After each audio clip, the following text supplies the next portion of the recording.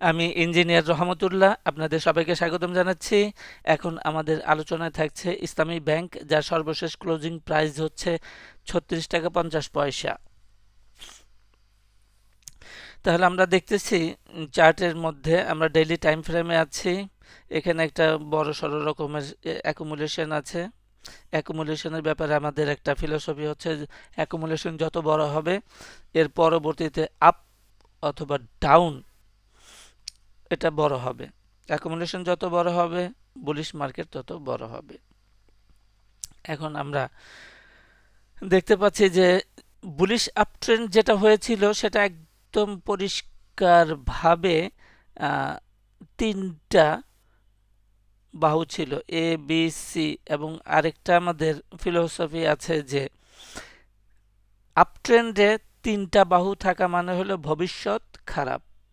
ভবিষ্যৎ খারাপ, একেবারে ডাবল বটমে চলে আসছে। আপট্রেন্ড তিনটা বাহু হইলে তার ভবিষ্যৎ খারাপ। এখন আমরা এটা ডাবল বটমের এই স্টকটা নিয়ে আলোচনা করার অর্থ হলো যে যেখান থেকে অ্যাকুমুলেশনের পরে যে পরিমাণ বুলিশ ট্রেন্ডে প্রাইস ডেভেলপমেন্ট হয়েছে সেই পরিমাণই কারেকশন হয়ে গেছে। এবং এই সমস্ত ক্ষেত্রে আমরা এই চার্টে দেখছি যে এখানে একটা প্রাইস গ্যাপ আছে।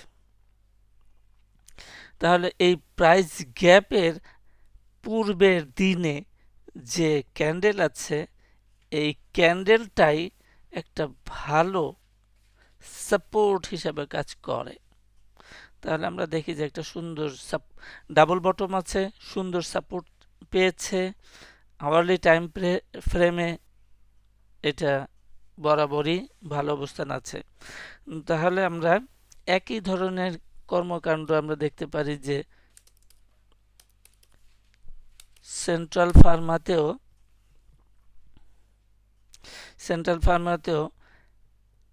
প্রাইস গ্যাপ আছে। এই প্রাইস গ্যাপের পূর্ব দিনের যে ক্যান্ডেল আছে এই ক্যান্ডেলটাই সাপোর্ট হিসেবে কাজ করছে। এই সাপোর্টটা ভেঙে ভেঙে গেলে পরে কনফার্ম হয়ে যাবে যে নিচের দিকে যাওয়ার প্রবণতা অত্যাধিক রয়েছে, এবং কনফার্ম হয়ে গেল এটা নিচের দিকে যাওয়ার প্রবণতা বেশি আছে। আরেকটা আছে ওয়াইপিএল, এখানেও একটা প্রাইস গ্যাপ আছে এবং প্রাইস গ্যাপের পূর্বের দিন যে ক্যান্ডেল হয়েছিল সেই ক্যান্ডেলটাই সাপোর্ট হিসাবে কাজ করছে। সাপোর্ট এটা ডিপ কারেকশনে চলে গেছে। এই সাপোর্টটা ভেঙে গেলে দৃশ্যমান হবে যে এটা গভীর কারেকশনে চলে গেল। তাহলে আমরা দেখছি যে ওয়াইপিএল, সেন্ট্রাল ফার্মা এবং আমাদের আজকের আলোচ্য বিষয় হচ্ছে ইসলামিক ব্যাংক। তো ব্যাংকের ক্ষেত্রে এটা কাজ করবে, উপরের দিকে যাওয়ার প্রবণতা বেশি, আমাদের বুলিশ ইন্টারপ্রিটেশন রয়েছে। তাহলে আমরা দেখি যে কারেকশনের নমুনাটা আগে দেখি। কারেকশনটা এমন ছিল যে এখানে এ বি সি একটা সাইকেল ছিল, দেন একটা কাউন্টার ট্রেন্ড, পরবর্তীতে আবার আরেকটা cycle A B C.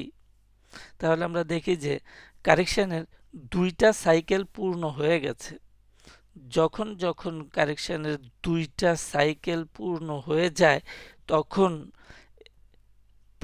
Probability অনেক বেড়ে যায় যে এটার ভালো একটা মুভমেন্ট দেওয়ার। এখানে দুইটা সাইকেল কমপ্লিট হয়ে গেছে, দুইটা বক্স মাধ্যমে আমরা দেখাচ্ছি যে দুইটা সাইকেল কমপ্লিট হয়ে গেছে। তাহলে আমাদের এই প্রথম সাইকেলটা কমপ্লিট হওয়ার পরে যে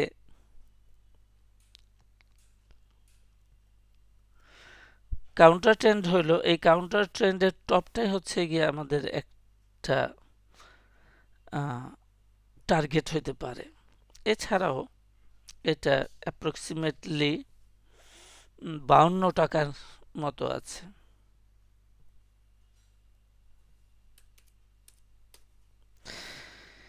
এর আগে যথারীতি আরেকটা ওয়েব বি আছে,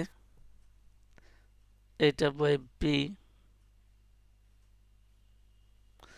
দ্বিতীয় সাইকেলের এটা ওয়েব বি। দ্বিতীয় সাইকেলটা হলো এখান থেকে আমরা এ বি, দ্বিতীয় সাইকেলটা বলেছি এখান থেকে এ বি সি। সুতরাং এই ওয়েব বিটাও একটা রেজিস্ট্যান্স হিসাবে কাজ করবে এবং অ্যাজ ইউজুয়াল সব সময় যেটা করে যে ইমিডিয়েট টপ, এটাও রেজিস্ট্যান্স হিসাবে কাজ করবে। এটা হলো 25শে মার্চে অ্যারাউন্ড 44 বা 45 টাকা ধরি, এটা 45 টাকা।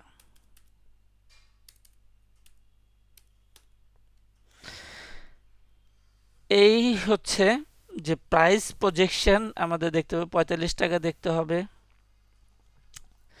এটা 45 টাকা অতিক্রম না করা পর্যন্ত হায়ার গুলা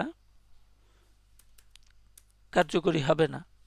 তো এই তিনটাই হচ্ছে গিয়ে জেনারেল। আর অত্যাধিক অত্যাধিক মাত্রা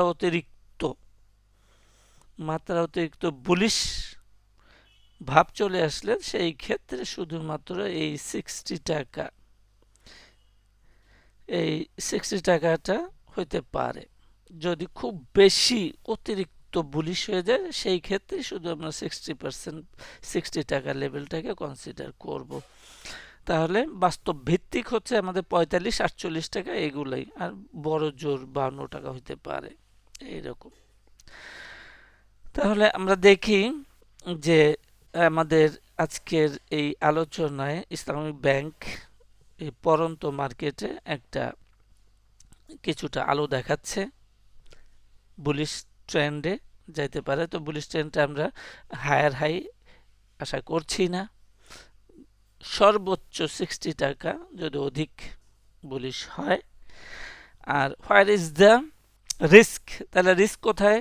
এর একটু আগে আমরা সেন্ট্রাল ফার্মা এবং ওয়াইপিএল এর যে রিস্কটা দেখছি সেটা এখানেও, যখন এই সাপোর্ট বা ডাবল বটমটাকে ভেঙে নিচে চলে আসবে তখনই এটা ডাউন সাইডে রিস্কে চলে গেল বিবেচনায় রাখতে হবে। অর্থাৎ এই সাপোর্ট জোনটা ভাঙলে উই আর ইন রিস্ক, তখন আর এখানে থাকা যাবে না, এক্সিট। আজকে এই পর্যন্তই। সাথে থাকার জন্য সবাইকে ধন্যবাদ।